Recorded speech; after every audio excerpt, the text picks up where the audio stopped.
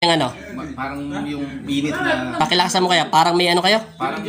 parang may naalis akong mainit na. Sa loob ng katawan mo. Ulitin ko, yung pinapagpag mo, parang meron kayong init na nakakalas sa loob ng katawan nyo.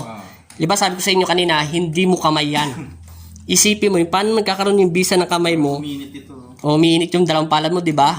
Pag-ibig ng Diyos yun. Binigyan ka ng... Yan. Pinakamanipis lang ang gagamitin ko sa kanya.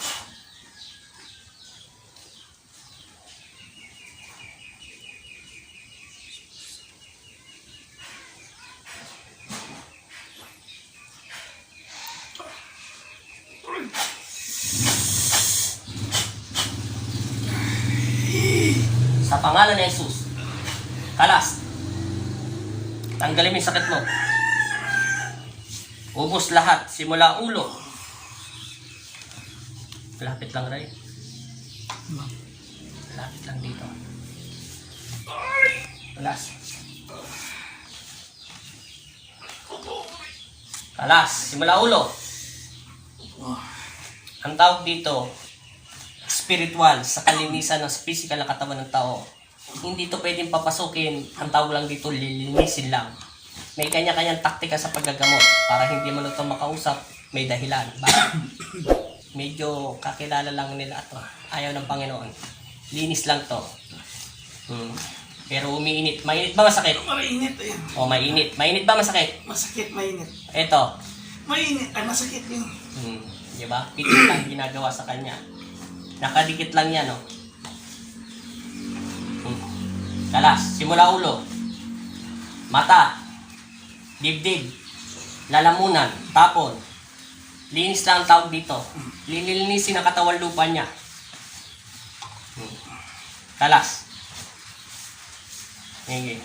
Kailangan mapahinto mo yung init o sakit na nilalabas ditong stick nito. Malapit lang rin. Magkakakilala mo. Kakilala lang sila. Makakilala mo rin ito. Bubuka to.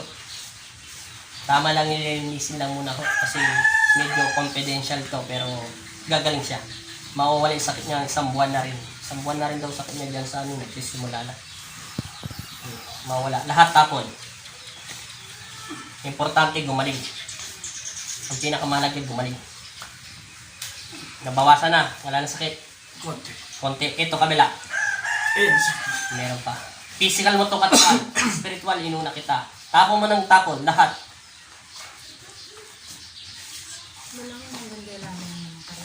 Bagong ligo ka, di ba kuya? Opo. Pagpapawisan ka na malagkit dyan pagdating natin sa physical mo katawan. Magtiwala ka lang sa Diyos, gagaling ka, maniwala ka sa akin. Mawawala yung sakit mo dyan. Pero gising ang diwa mo, naririnig mo kami, di ba? Opo. Ano ang pangalan mo? Richard. O, diba? Naririnig niya ako. Hindi siya pinapasok ng Diyos. Linis lang. Yung kamay niya, hindi niya po kamay yan. Kamay ng Panginoon Kristo yan. Pansamantalang binigyan ng bisa ng Diyos yan. Itapon mo lang kuya. Tawag lang dyan, bagas simple, tawas. Pero yan, sinorkat sa tawas. Spiritual, physical. Unahin ang spiritual bago physical. Kasi kailangan malakas ang spiritual niya kaysa sa physical. Ibang technique po yun. May kanya-kanyang technique sa paggagamot.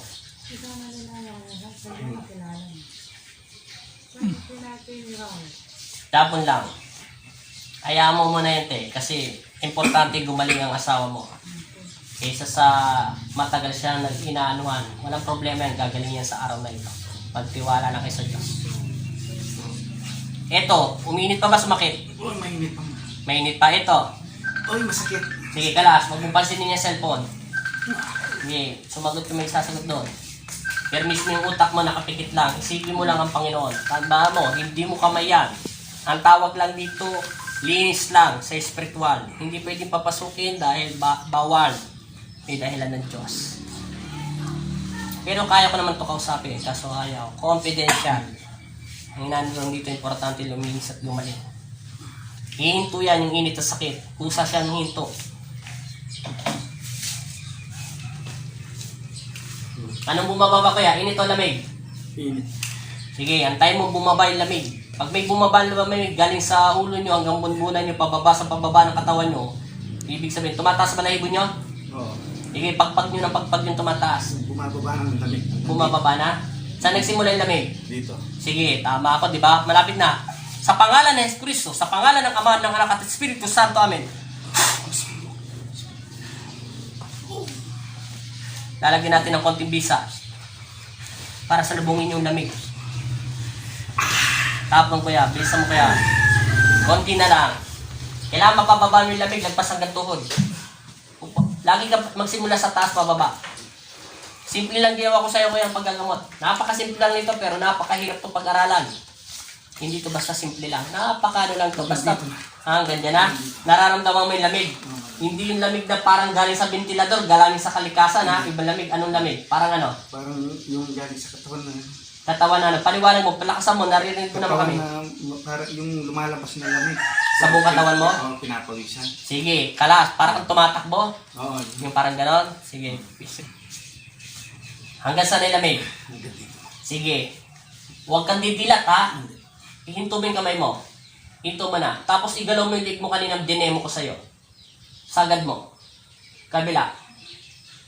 Taas mo. Masakit pa. Hindi. Baba. Yung kanina sinabi mo. Hanggang. Meron. Wala na. Wala na. Sigurado. Oo. Hanggang na saan yung lamig na? Saan uminto? Ito dito. Uminto dyan. Ibaba mo pa ng konti. Pababa mo. Simula sa taas. May konti pa. Tanggalin mo yung sakit mo sa dibdib mo. Lahat yan, pati lalamunan mo. Huwag mo na iangat yung damit mo. Automatic na yan, kadikit na yan. Parang yung minamagnet. Napakasimpleng gamutan lang to kaso matagal ko rin to pinag-aralan eh. Parang ano lang to, basic na kala. Pero mahirap rin to. Hindi to basta-basta. Kahit po dito sa bato, no? Sige, kalasin mo pati yung sakit mo sa bato. Mamaya na to, kaya mo yung pera, huwag mo muna pagpapansinin yan. Hindi, kalas ng sakit. Lahat. Kailangan mapahinto mo alin sa dalawa. Physical, spiritual. Pwede, bahala ka. Kasi binabase yan. May positive, negative dahil sa katawan. May guardian angel tayo. Kailangan nandun tayo sa spiritual ng guardian angel mo. Kasi siya magsasabi sa Panginoon para gabayan ka ng Panginoon Kristo. May nagtatanong dyan, lahat tayo may guardian angel. Kasi pag wala tayong guardian angel, krung-krung tayo. Makakagawa tayo ng masama sa kapwa natin. Hanggang dito na. Hanggang dyan na. Sige, hinto mo yung kamay mo. Titingnan ko lang. Masakit pa to? Konti na lang. Konti na lang. Ito.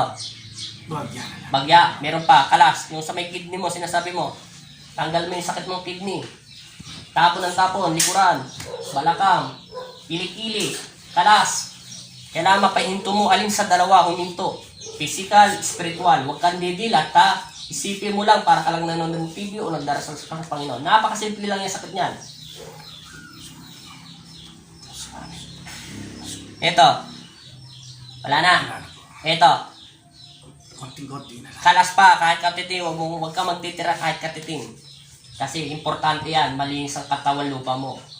Isipin mo ang Panginoon Kristo ang nagagamot sa'yo sa ngalan ng Panginoon Jesus Nazareno. Hindi ako nagagamot sa'yo ha. Yung kamay niya, binigay lang ng Diyos yan. Gabay ka ng anghel mo, kaya ginagabayan ka niya. Para walang makapasok. Wala rin makakalabas at walang makakapasok. Kailangan kasi kahit katiting, wala. Wala na. Wala na. Ito. Wala na. Oh, very good. Hinto mo. Huwag kang didilat. Hanggang wala akong sinasabi, ha?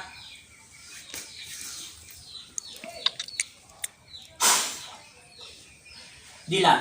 Straight ng katawan. Straight lang. Gango mo lang. Di ba dito nagtutunugan? Tayo. Straight mo right. Kabila. Hindi, ganun mo lang. Kaya. Lagyan mo sa back. Yan.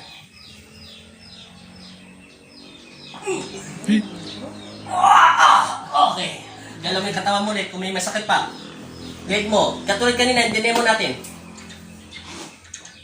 Sige, sagad mo. Kung tumatakot, di mapapali yan. Kabila. Taas mo. Diretso mo muna bago mo iangat. Sige. Yan. Sakit. Wala na. Galaw mo yung mga braso mo. Masakit. Wala na. Subukan mo yung kidney mo. Bato mo, tumayo ka. Huwag ka matakot. Alisin mo ang takot mo. Ano, yumuko ka. Ano, galaw mo ang balakang. Suntok mo yung mga kamay mo. Left and right, bahala ka sa direksyon, wala problema. Hindi masisira yan. Tadyak mo yung mga paa mo pag may mga sakit mo. Sige, ano pakiramdam mo? Ginawa na po. Minhawa na. Ano masasabi mo sa mga taong nanonood sa'yo? Marami nanonood sa'yo. Ano masasabi mo sa Panginoon? Naalis po yun. Magpalit ka ulit ng damit mo ha. Kaliligo lang yan ni Kuya ha. Pag alis ko rito, pagpalit ka ng damit mo, sama mo yung brief mo, basahin mo ulit ng tubig yan, pero bukas mo na laban ha. Kasi yung mga sakit mo, nadidikit minsan dyan sa damit mo ha. Sigurado, wala na. Ganunin mo ulit. Wala na po. Laksan mo, kamatakot, ganunin mo, gina mo. Wala na. Wala na. Say. Opo, kanina, masakit. Talaga masakit kanina. Tsaka iba kasi mukha nyo kanina doon sa picture nyo eh. Tsaka ito, kanina parang mainit. Mainit. No, mainit. Ngayon, Parehas na yung timpla. peras na timpla. Subukan nyo nga ulit tumalon. Baka ayaw nyo lang magpano. Masakit. Yumuko kayo. Subukan nyo ulit. Sambuan nyo na yan, di ba? Sinabi nyo. Okay na po yan. Nilig nyo, wala na. Para lang tayo naglalaro kanina, no? Naririnig mo yung sinasabi namin, no? Para ka lang tanga naggaganong-ganon, no? Pero hindi mo namamalayan, nakakalas yung sakit mo. Anong pakiramdam mo sa kamay nyo pala, kuya? Yung habang nagkakalas kayo ng sakit nyo? Yung kanina po. Oh, yung sinabi ko kanina, pagpagin mo yung sakit mo. Hindi, ang ibig, anong pakiramdam mo? Parang doon sa palad mo, anong nahawakan mo? Parang mayroon akong na anong, Meron kayong ano? parang yung init na, Pakilakasan mo kaya, parang may ano kayo? parang may naalis akong mainit na. Sa loob ng katawan mo. Ulitin ko, yung pinapagpag mo, parang meron kayong init na nakakalas sa loob ng katawan nyo. Di ba sabi ko sa inyo kanina, hindi mo kamay yan. Isipin mo, yung paano nagkakaroon yung bisa ng kamay mo, Minit ito. o umiinit yung dalawang palad mo, di ba? Pag-ibig ng Diyos yun. Binigyan ka ng kapangyarihan pansamantala. Kasi hindi naman pwedeng pumasok ang Panginoon basta-basta sa loob ng katawan natin. Kasi sa Kanya naman yan eh. Nililinis niya yan. Yung guardian angel mo, binigyan ng bisa. Kanina, isa po, sinabi ko, di ba, na parang nagmamalit. O ngayon, Ngayon, okay na. okay na? O salamat sa Diyos ha. Thank you po kaya. Lagi kayo magdasal ha. Thank you, thank you.